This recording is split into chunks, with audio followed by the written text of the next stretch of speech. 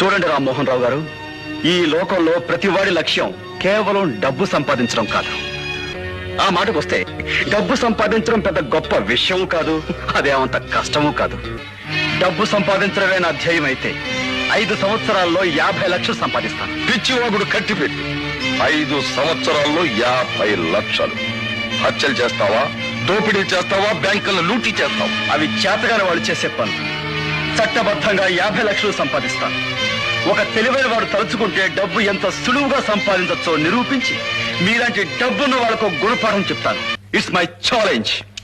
చూడండి రామ్మోహన్ రావు గారు, ఈ లోకంలో ప్రతివాడి లక్ష్యం కేవలం డబ్బు సంపాదించడం కాదు.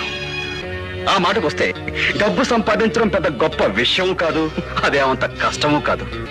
డబ్బు సంపాదించడమే నా ధ్యేయం అయితే 5 సంవత్సరాల్లో 50 లక్షలు సంపాదిస్తాను. పిచ్చివాగుడు కట్టిపెట్టు. 5 సంవత్సరాల్లో 50 లక్షలు. హత్యలు చేస్తావా, దోపిడీ చేస్తావా, బ్యాంకులను లూటీ చేస్తావా? అవి చేతగాని వాళ్ళు చేసే పనులు. చట్టబద్ధంగా 50 లక్షలు సంపాదిస్తాను. ఒక తెలివైన వాడు తలుచుకుంటే డబ్బు ఎంత సులువుగా సంపాదించవచ్చో నిరూపించి మీలాంటి డబ్బున్న వాళ్ళకు గుణపాఠం చెప్తాను. It's my challenge. చూడండి.